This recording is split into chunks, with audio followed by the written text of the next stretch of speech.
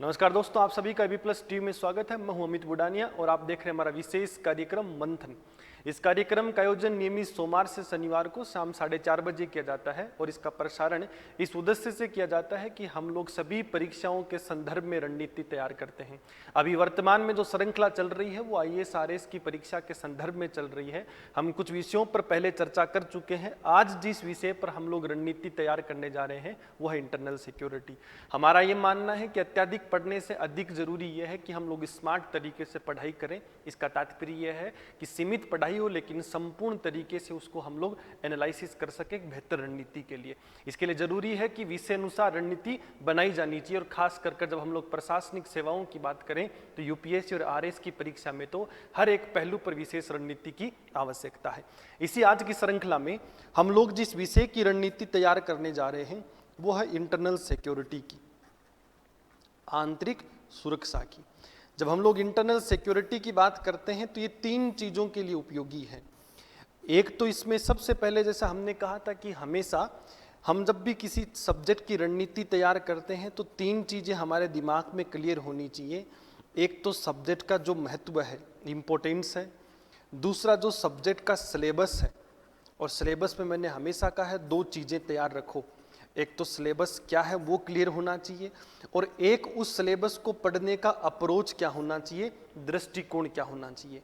और तीसरी इंपॉर्टेंट चीज़ एक स्ट्रेटजी होनी चाहिए, क्योंकि पढ़ते तो बहुत लोग हैं पर सफल वही होते हैं जो बेहतर रणनीति बनाते हैं। तो हमें एक बेहतर रणनीति बनाने की आवश्यकता है कि इस संदर्भ में कौन सी बेहतर रणनीति हमें इस विषय को लेकर काम करने की आवश्यकता है।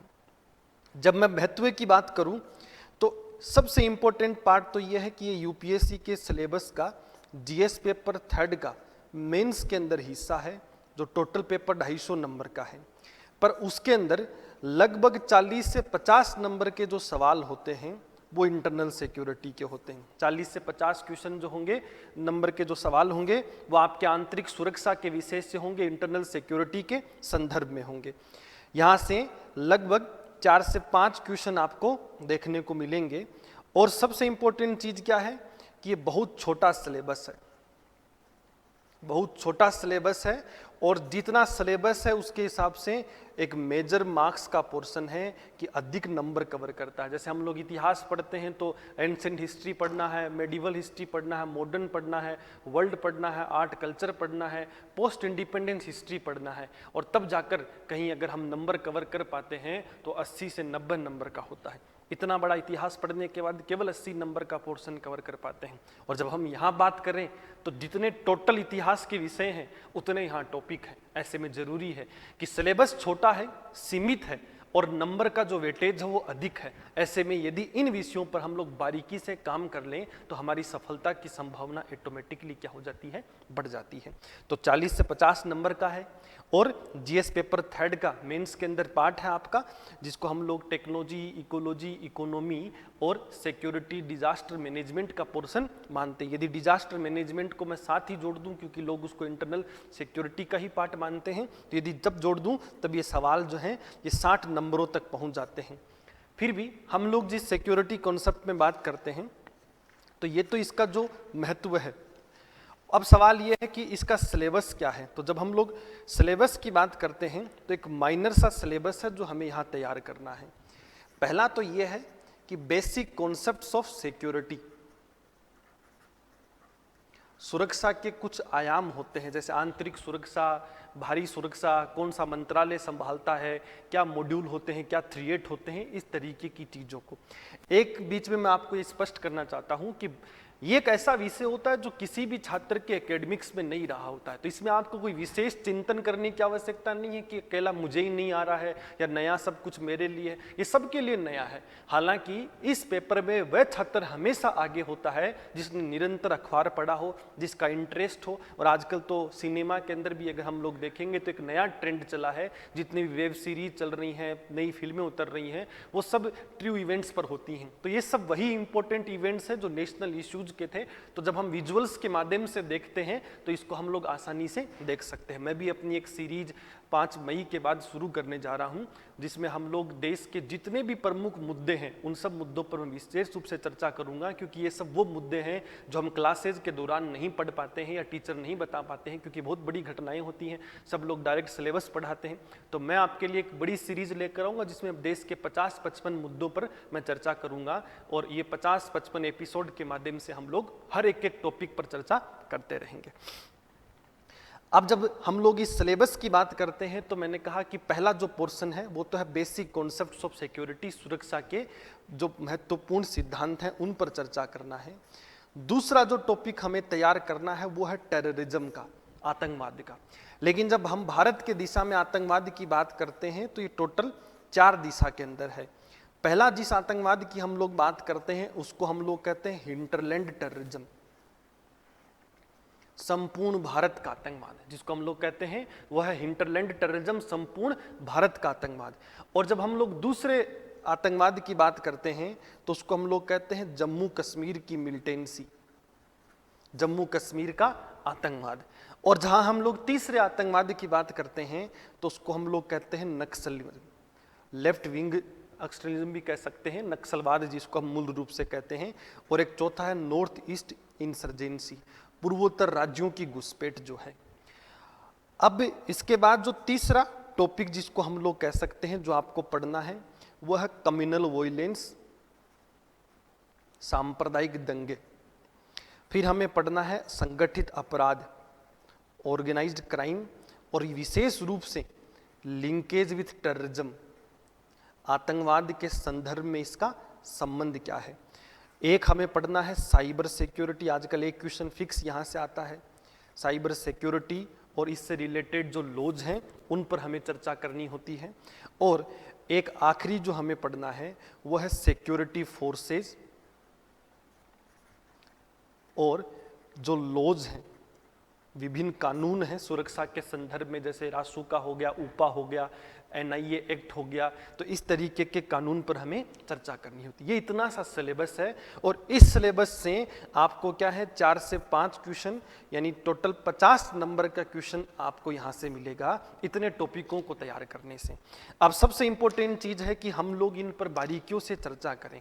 जब हम लोग बेसिक कॉन्सेप्ट वाले पोर्शन की बात करते हैं तो इससे सवाल नहीं आते हैं, ये तो केवल इस आंतरिक सुरक्षा विषय की समझ के लिए जरूरी है। तो जब हम लोग आंतरिक सुरक्षा की बात करते हैं तो एक ऐसा विषय है जो किसी के भी एकेडमिक्स बैकग्राउंड में नहीं रहा है, पर राष्ट्र के अंदर जितनी चुनौतियां हैं उन सभी चुनौतियों को हमें अध्ययन करना है। आजकल सुरक्षा को अलग अलग चुनौतियां आने लगी हैं, जैसे हम लोग जितने भी, अगर हम लोग जागरूक अखबार पढ़ते हैं तो देखते हैं कि जितने आतंकवादी हमले होते हैं इनका उद्देश्य अधिक से अधिक लोगों को मारना नहीं है, क्योंकि जब हम एक आम आदमी की तरफ सोचते हैं तब तो हमें यह लगता है कि हिंसा इनका उद्देश्य है।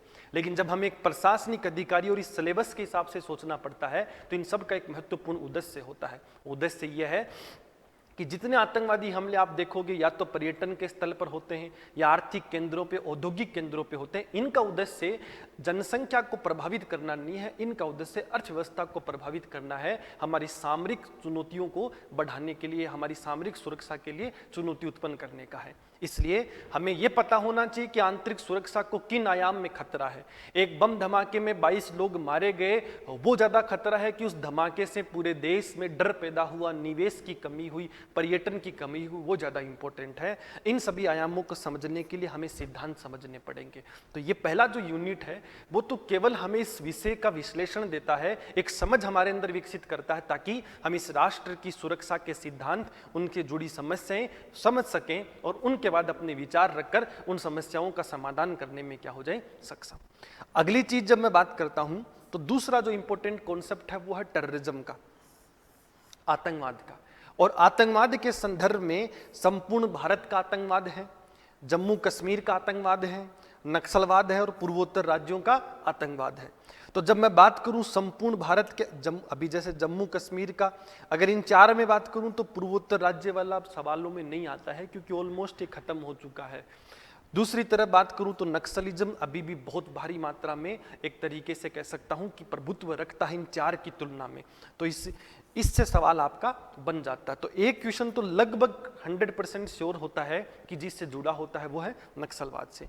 या हिंटरलैंड टेररिज्म का मतलब है संपूर्ण भारत का आतंकवाद। पर जब से एनआईए का गठन हुआ है, law and order state subject होने के बावजूद जो है वो केंद्र सरकार जांच कर सकती है, और एनआईए जैसी संस्थाओं के प्रभावीशील कार्यशीलता के साथ में ये आतंकवाद जो संपूर्ण भारत का है वो खत्म हो चुका है। एक दौर हमने बहुत बुरा देखा था सन 2003 से लेकर 2008-9 तक, और विशेष रूप से मैं कहूं तो 2006 से लेकर 2008-9 तक सिलसिलेवार बम धमाके हुए थे संपूर्ण भारत के अंदर। लेकिन जैसे 2008 के मुंबई हमले के बाद हमने एनआईए का गठन किया, ये हमेशा के लिए संकट खत्म होना शुरू हो गया। दूसरी तरफ 370 हटने के बाद में जम्मू कश्मीर की मिलिटेंसी अब एक प्रमुख विवाद का विषय नहीं रहा है, क्योंकि इसको हम लोग ऑलमोस्ट खत्म कर चुके हैं। सर्जिकल स्ट्राइक जैसे ऑपरेशंस करने के बाद में इस फील्ड में भी हमारी बढ़त है, पर अभी भी नक्सलिज्म एक मेजर चैलेंज बना हुआ है। दूसरी तरफ नॉर्थ ईस्ट जो इंसर्जेंसी है, निरंतर सरकार उनसे समझौते कर रही है, जैसे नागा समझौता हुआ, बोडो को लेकर समझौता हुआ, तो हम लोग चाहते हैं कि इस क्षेत्र में शांति कायम हो जाएगी। पर इन 4 टॉपिकों में यदि मुझे प्रायोरिटी किसी को देनी है तो वो है नक्सलिज्म को, और यदि मुझे दूसरी प्रायोरिटी किसी को देनी है तो वो जम्मू कश्मीर की मिलिटेंसी को, तीसरी अगर मुझे देनी पड़े तो हिंटरलैंड टेररिज्म को, और चौथी की मेरी राय में आवश्यकता नहीं है यदि वो करंट में कोई चर्चा का कारण नहीं है तो। अगली चीज है सांप्रदायिक दंगे। आजकल इसमें एक बड़ा कॉन्सेप्ट मेरी राय में अब शुरू हो गया है, वो है मॉब लिंचिंग। ठीक है, कि हम लोग केवल सांप्रदायिक दंगों तक अब सीमित नहीं रह सकते हैं। अब जैसे ही 2014 के बाद हिंदुत्व छवि की जो सरकार बनी है, ये कितना सच है कितना नहीं है उसका विश्लेषण हमें नहीं करना है, क्योंकि हमें सिलेबस के दिशा में पढ़ना है।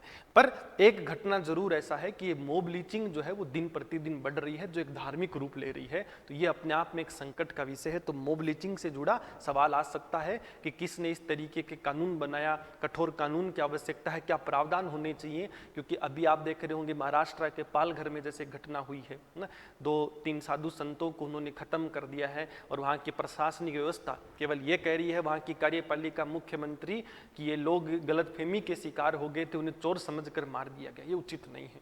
ऐसे में इस तरीके की घटनाओं पर एक बेहतर नियंत्रण बहुत जरूरी है, क्योंकि सांप्रदायिक रूप का ये नया रूप लेना क्या कर चुका है शुरू। जैसे हम लोग कोरोना की बात करेंगे तो एक ऐसी बीमारी है जो वैज्ञानिक तौर पर उत्पन्न हुई है, पर देश भारत ऐसा तुल्य राष्ट्र है जिसने इसको सामाजिक तौर पर पैदा कर दिया है, धार्मिक रूप से पैदा कर दिया है कि कोई विशेष धर्म इसे प्रभावित कर रहा है। ऐसे में इन सब चीज़ों से जो घटनाएं विकसित हो रही हैं वो ये सब हैं, तो इनकी एक विशेष रणनीति सरकार को होनी चाहिए। तो ये करंट ट्रेंड का टॉपिक है जिससे सवाल आ सकता है। यहाँ संगठित अपराध को आतंकवाद के संदर्भ में समझने का तात्पर्य यह है कि जब से टेक्नोलॉजी बढ़ी है, सिक्योरिटी फोर्सेज स्ट्रॉन्ग हुए हैं, लॉज मजबूत हुए हैं, तब से इस राष्ट्र में आतंकवाद का डायरेक्ट पलायन होना संभव नहीं है। आजकल क्या होता है कि हमारे यही हम लोग जो संगठित अपराध है, वो जैसे हम लोग जिनको कहते हैं कि आदतन अपराधी हैं, हथियार तस्कर करते हैं, मादक तस्करी करते हैं, तो ये सब वो लोग हैं जो आतंकवाद को समर्थन दे रहे हैं, उनके ब्लैक मनी को वाइट मनी में कन्वर्ट कर रहे हैं, उनको लॉजिस्टिक सपोर्ट दे रहे हैं, ग्राउंड सपोर्ट दे रहे हैं, जिस वजह से टेररिज्म बढ़ रहा है। तो ये कह सकता हूं कि इस लंका को यहीं का विभीषण ढा रहा है। इसलिए जरूरी है कि इस लंका के अंदर कुछ ऐसे लोग हैं जो हमारे अपने हैं, पर हमारे अपने होकर भी हमारे साथ ऐसा व्यवहार नहीं कर रहे हैं, और वो आतंकवाद जैसी गतिविधियों को बढ़ावा दे रहे हैं या उनकी मदद कर रहे हैं, तो उन पर रोक लगाने की आवश्यकता है। इस हिसाब से यूपीएससी ने इस टॉपिक को शामिल किया है। अगली चीज बात करूं तो साइबर सिक्योरिटी बहुत बड़ा कंसर्न हो चुका है, क्योंकि जब से इंफॉर्मेशन एरा चला है तो एक इंपॉर्टेंट सेगमेंट्स यहाँ से निरंतर साइबर क्राइम बढ़ रहा है, तो साइबर सिक्योरिटी भारत के पर्सपेक्टिव में इंपॉर्टेंट है। 100% एक सवाल इस संदर्भ में आपके एग्जाम में होगा। सिक्योरिटी फोर्सेज और लॉज की बात करूं तो जैसे एनआईए एक्ट का होना, ओपा, टाडा, पोटा, इस तरीके के कानूनों का होना, रासुका का होना, जैसे अभी जम्मू कश्मीर का पब्लिक सिक्योरिटी एक्ट चर्चा में था, राष्ट्रीय सुरक्षा कानून चर्चा में है, तो ये सब जो चर्चा में है ये वो महत्वपूर्ण कानून है जिनका अध्ययन बहुत बारीकी से किया जाना चाहिए, क्योंकि एग्जाम में महत्वपूर्ण तरीके से पूछे जा सकते हैं। अगली चीज जब मैं बात करूं सिक्योरिटी फोर्सेज की, तो देश की जैसे बीएसएफ, सीआरपीएफ कुछ सेंट्रल फोर्सेज हैं जो बॉर्डर को सिक्योर करती हैं, कुछ इंटरनल एरियाज को सिक्योर करती हैं, उनको लेकर कोई नया अमेंडमेंट आया हो या उनमें कोई नया नया प्रोविजन हो और उनकी सामान्य जानकारी हमारे पास होनी चाहिए। ये टोटल सिलेबस है। सामान्य शब्दों में कहूँ तो ये एक ऐसा सिलेबस है जो कहानियों के तौर पे यदि हम हमारे घर वालों को भी पढ़ाना चाहें तो उनको भी अच्छा लगता है। एक ऐसा सिलेबस जहाँ एक अच्छी दिशा हमें मिल जाए तो इस सिलेबस को पढ़ना हमारे लिए आसान है और यहाँ से 50 से 60 नंबर लाना बेहद ही आसान हिस्सा बन जाता है। अब सवाल ये है कि इस विषय को लेकर रणनीति क्या होनी चाहिए। तो जब मैं अप्रोच की बात करूं तो सबसे इंपॉर्टेंट चीज है पहले तो सोर्सेज, कि क्या क्या स्रोत हम लोगों को काम लेने की आवश्यकता है। सोर्सेज की बात करूंगा तो एक तो मिनिस्ट्री ऑफ होम अफेयर्स जो है, केंद्रीय गृह मंत्रालय है, उसके अंदर एक डिपार्टमेंट है जिसको हम लोग कहते हैं इंटरनल सिक्योरिटी रिलेटेड डिपार्टमेंट। आंतरिक सुरक्षा के संदर्भ में जो विभाग है, इंटरनल सिक्योरिटी रिलेटेड जो डिपार्टमेंट है। दूसरा जो इसके अंदर इंपॉर्टेंट कॉन्सेप्ट है वो है कि हम लोगों के एक आईपीएस अशोक कुमार के नाम से एक बुक चलती है, चैलेंजेज ऑफ इंटरनल सिक्योरिटी, आप उसको खरीद सकते हैं। वो सफिशिएंट है आपकी सभी मुद्दों पर समझ को विकसित करने के लिए। तीसरा, आपको निरंतर अखबार पढ़ने की आवश्यकता है और उस अखबार के साथ में प्रेस इंफॉर्मेशन ब्यूरो के तहत आपको हमेशा वो देखना है कि कोई नया अमेंडमेंट क्या किया है। हालांकि इसका मैटर सफिशिएंट नहीं होगा। और एक राज्यसभा टीवी के अंदर सिक्योरिटी स्कैन के नाम से एक कार्यक्रम चलता है, जो पुराना उनके वीडियोज भी मिलेंगे आपको, तो आप उसको भी देख सकते हैं। ये सफिशिएंट है। और यदि आप चाहते हैं कि इतने बड़े इस पोर्शन में आपको एक सही दिशा मिले तो मैंने अपना एक कोर्स भी लॉन्च किया है, उस कोर्स को आप लोग खरीद सकते हैं। नीचे लिंक आपको दिया होगा, वो जो लिंक है उसके माध्यम से आप उसको खरीद सकते हैं, सूचना प्राप्त कर सकते हैं।